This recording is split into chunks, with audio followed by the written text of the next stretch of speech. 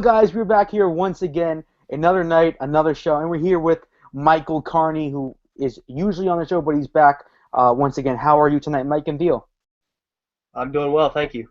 I'm doing well, John. How are you? I'm doing great as always. So excited. This week is just so exciting. I can't wait until Sunday. That's what this anticipation is all about. So, Michael, let's get your opinion about some stuff. What is your thoughts going into Sunday? I know you don't have a team that's playing in the final, but what are your thoughts about the two best teams in the league, the Fury and the New York Cosmos? Well, you're right. I don't have a dog in this fight, but it is, like you just said, two best teams in the league, two best goalkeepers in the league, and they finally get to meet up once again for the first time in the Soccer Bowl final. My two takeaways from this, really, watching Ottawa play Indy 11 this year, and then watching them play Minnesota United. The key for Ottawa is going to be Richie Ryan. When they play that 4-3-3 going into the attack or drop back into that 4-5-1, he's going to be the key for them. As with Indy 11 and Minnesota last week, they really didn't pressure him, and when teams don't pressure him, he can dictate the flow and the pace of the game, and he can really do whatever he wants to do with the ball. If he wants to play it over the top to Tom Heineman or get the ball out wide or play it through Ubi Parapovic, whatever it is, he dictates everything through Ottawa, at least in my opinion, from what I've seen with his play this year. When teams do challenge him, I think that's when Ottawa struggles a little bit. So it'll be interesting to see who plays up top for the Cosmos, whether it's Raul challenging him or Lucky challenging Richie Ryan. I'd like to see Lucky start up top along with Raul for the Cosmos, because I think that will put the pressure on Ryan throughout the whole game. But if he can dictate what he wants to do when he goes into challenges or dictate the attack, Ottawa will win easily. As for the Cosmos, from what I've taken away from them this year, and especially when they played Indy 11, if they go a goal up, they sometimes retreat, or they always retreat back and just play defensively. At least that's been my take, and have allowed teams to really get back into the game. So it'll be interesting to see if the Cosmos do strike first and strike early. Do they drop back and play defensively, or do they keep pressing and keep on the attack? I think having the strikers last week score first, I think that kind of woke them up a little bit, and that's when they really played their best soccer, I think, all year. So when the strikers scored their first goal, I was like, whoa, I was not expecting that one. I actually thought if we didn't get a goal, we were really going to lose that match, and that really scared the hell out of me, that we were actually could have lost that match. Yeah, I mean, PC has been out, I think, the last 3 or 4 games with a concussion.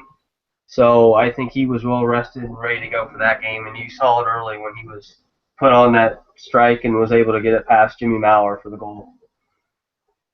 So Rayo OKC, Mike, so much thoughts that Dio shared last night.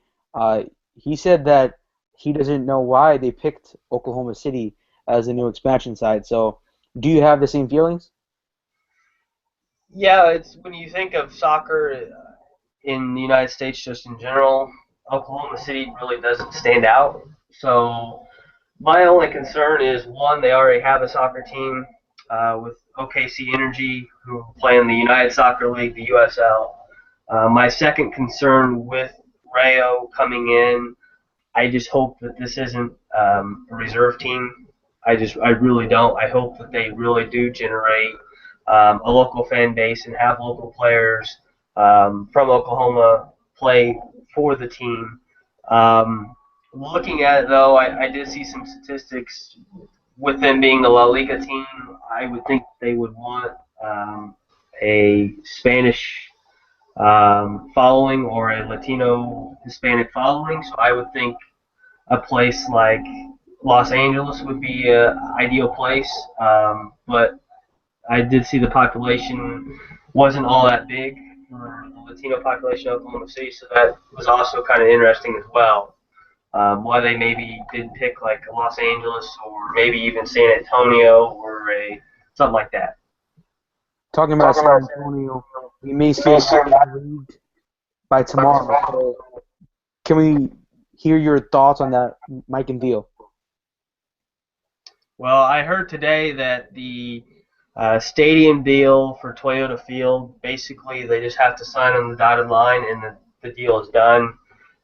So what's going to happen is the city will take over, or the county that San Antonio's in will take over part of it, and then the San Antonio Spurs, their corporation will take over the other part, and then the Spurs have, I think, so many years. I think it's 15 to 20 years to land an MLS team at Toyota Field. If they don't, then they have to pay back so much amount of money to the county and city, and then to, I believe, they also have to owe current owner Gordon Hartman some amount of money. As for the team itself and the roster, nobody knows if they're going to play next year. Nobody knows what's going to happen. So obviously, they fired their coach, so they don't have a coach. A lot of the players, rumor has it that they were all let go, or at least told that their contracts weren't going to be renewed until they have a new coach. So that's all still up in the air. It has the feeling of everything that San Antonio is doing seems to be like a girlfriend who's trying to break up with her boyfriend, doesn't it? And she's found something better, but she wants to let her current boyfriend off the hook easily. It's just, it doesn't look good for San Antonio and the NASL. No, it doesn't. And like at the beginning of the year, they were pushing hard for MLS, and then like halfway through, in between the spring and fall season, it was like we're trying to sell the team, because 100% of the proceeds go to the local amusement park right next door, and it's all for a good cause, but the club wasn't generating any money itself because it was all going to that. And then during the fall season, it came out, well, we don't want to play in the NASL, we want to drop down to the third division and play USL, and now the stadium's being sold and we don't know what to do with the team. So it's been a roller. I mean, they started at the top and have just, I mean, they're on let's say everything's just snowballed to an effect. And isn't Tottenham involved on some level with that acquisition? I don't know about Tottenham Hotspur. I know Spurs, as in San Antonio Spurs, the NBA team. I might have gotten that confused. Yeah. I didn't think San Antonio Spurs. No, they are involved heavily. San Antonio Spurs are involved heavily with trying to get at least partial ownership of the stadium and landing an MLS team within the next 15 to 20 years. If not, then they have to pay so much millions back to the city and to the current owner, I believe. This is why we have the show. It's to correct my false impressions. When I saw Spurs, I immediately thought Tottenham. So, Theo, when you thought Tottenham, were you excited? You were like, yeah. Not necessarily. I'm not a big fan of these foreign clubs buying stakes in American clubs. Yeah. NYCFC and Rio OKC and all this stuff going on. I'm not really high on it. I believe in local stuff. Like for me, soccer is a very local flavor. Like in Ottawa, it's a local owner, it's a consortium, but it's local people who own it, and I prefer that. I mean, there's a part about getting foreign money that's great because it means that there's chance for growth for the league, but I don't like them coming in wholesale. And NYCFC is the best example. It's a gong show. You just look at it and you're like, this is not working. Anyways, so yeah, no, I wasn't that excited when I saw Tottenham Hotspurs. San Antonio Spurs, that's a bit more exciting, but they have their sights set on MLS for sure. It's not an NASL team that they want. Talking about Rayo OKC, the team in La Liga, the supporters there, they were so mad when they heard of the announcement that they were going to have a new team in the NASL just because that the team is not investing the money that they should in their home stadium. Their seats on pictures on Twitter were just really disgusting of the stadium there in Madrid. So hopefully they do get that fixed, but they probably won't just because that they're putting all this money into the NASL. Yep. It's and that's another, like just what I was saying. The local aspect of this is that in Europe, your team is in your neighborhood. Like that's a lot. It goes a lot deeper than our franchises in North America. Uh, Most of it is community owned and all this stuff. And the fans have a sense of belonging and ownership of these teams that go back a century. So to see a board decide to take part of the money that should be going to their team and sending it off to the United States because it's a burgeoning market. We talked about it yesterday a little bit, how it's an investment that could pay off. Mm-hmm. And I know the boys at Ours is the Fury talked about it as well in their podcast, saying that it might be a good investment because if you get in on the ground floor, this was Ryan saying this, that if you get in on the ground floor, if you just look at the expansion fees that have happened in MLS, 10 years ago it was something like $20 million, and now it's 100. So getting in now when it's cheap might be a good idea, but it could go belly up too, so who knows. Drew Becky, he won the humanitarian award. What are your thoughts on that? Well, it's a cool. I like the humanitarian award. It's a neat thing to do for NASL to show to showcase how players, soccer players, have it in their hearts to put together programs in their communities that they're playing in. Drew Becky lost his dad when he was 11 years old, and it affected him greatly. And he wanted a program in place for kids who lost their parents, for them to have a resource to turn to deal with that loss. And so that's his Wings program that he put together here in Ottawa. And by all accounts, it's a fantastic community service that's in place. And it's an award, but it's not a competition, obviously. So it's not like, oh, boo, it wasn't a Cosmos player that got it. It's like, no, this is a really cool thing that happened. And I'm sure that I don't know who the other candidates were. Unfortunately, I should just check that out quickly. But I'm sure they have excellent programs as well, and they should be just as lauded as this one was. Yeah, I didn't even know that was an actual award in the NASL. I know other leagues and other sports do it, but I had no idea that who even was nominated or if this was even an award in the league. Yeah, it's pretty cool. Also, So go ahead. No, you can go, Theo. We have a fan question, John. Oh, okay. Shoot I me can't. away. The problem is I can't tell you who it's from for legal reasons. For legal reasons. Okay. Yeah. Okay. So our fan Of the asks, show or of the Fury? well, both, Okay. is making the trip to Hofstra. So I get to see this person, okay? Maybe I won't point out who it is for legal reasons, Come on, Theo. right? Because here's the question: how does Hofstra security deal with smoke? You mean like flares or just smoke bomb? No, smoke. Like not a flare. Let's just say it's not a flare.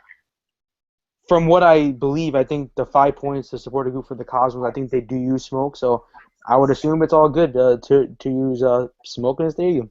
Oh, okay. That's it. Yeah. That's great.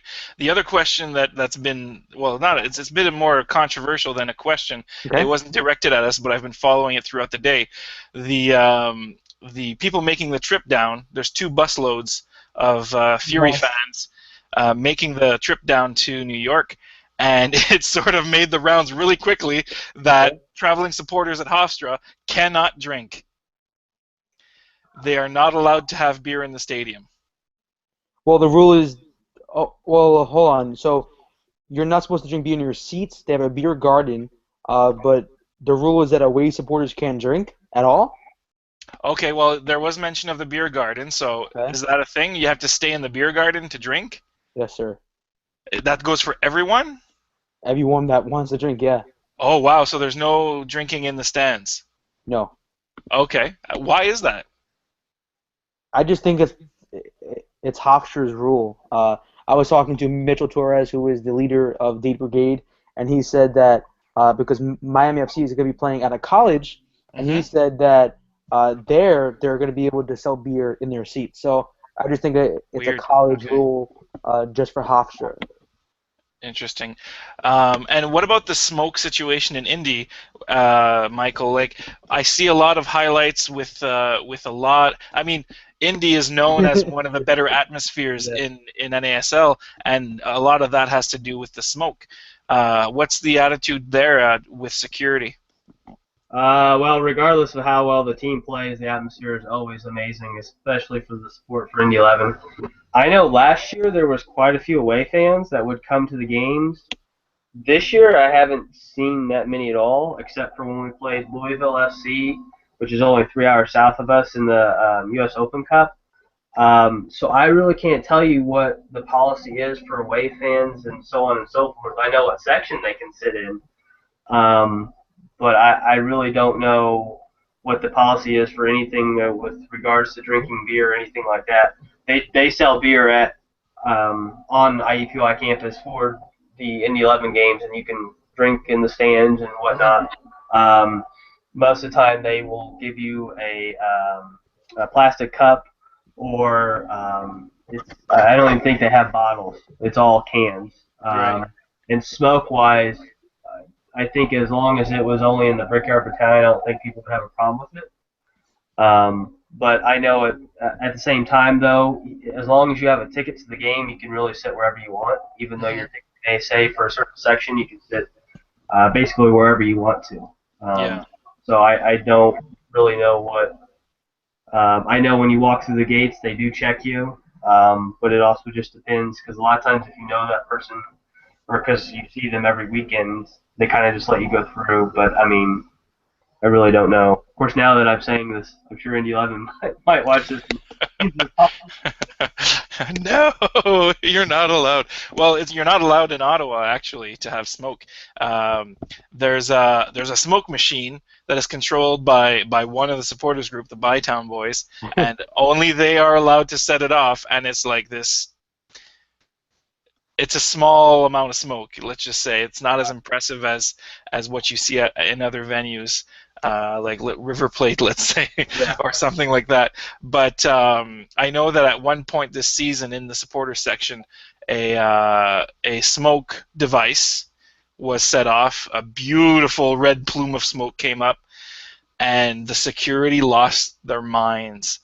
Um, and it was just a bad situation, and it's a little frustrating for supporters because the very first thing they do when there's smoke is the marketing department uses it in their marketing materials. It's the first thing that they put in there, and so there's a little bit of hypocrisy. But I know that the marketing department is not the security department, and they're probably having an internal debate as well about don't use that in your marketing because it's against the rules. And they're like, yeah, but it sells tickets. You know, Well, it's I know the guys at Brickyard Battalion. They all have shirts that say like "Guardian of the Smoke," and then oh you'll see them carry in the actual what do you call them, smoke bombs or whatever you call them yeah. into the game. So, and it's been really cool because the atmosphere and the weather has and the seasons have been changing from summer to fall. So the air itself has really changed. So I have one picture where the smoke just rose and it just sat over the field and it looked like they were playing under a blue cloud. So yeah, but the very last home game, um, Christian Neat, you couldn't even see him, because he was standing in front of Right. the front of the Brickyard. So you couldn't even see him, and he just stood there. You could hear him scream, but you couldn't hear him or see him. Okay. Well, that's interesting because when Toronto played in Montreal a few weeks ago, um, they played two back-to-back games, and in the first game, the Impact supporters let off some smoke, and it was a lot of smoke. Like you were saying, the keeper Evan Bush of Montreal was surrounded in smoke, and in between the two games, he pleaded with the fans to not let off smoke like that because he couldn't see. Right. So it's an interesting thing. I think smoke adds a lot to the visual and the electricity of the game. Like Right.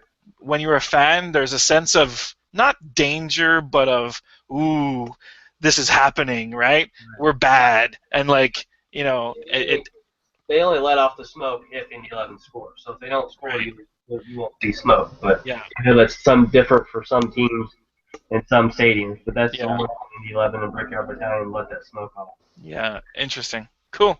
Dio, are we gonna see any smoke at Hofstra or any flares or anything that you can reveal that the supporters will bring? I'm gonna be in the press box. I am not privy to those conversations, and I just brought it up because we got a fan question about it. So You brought it up. I thought you knew more about it.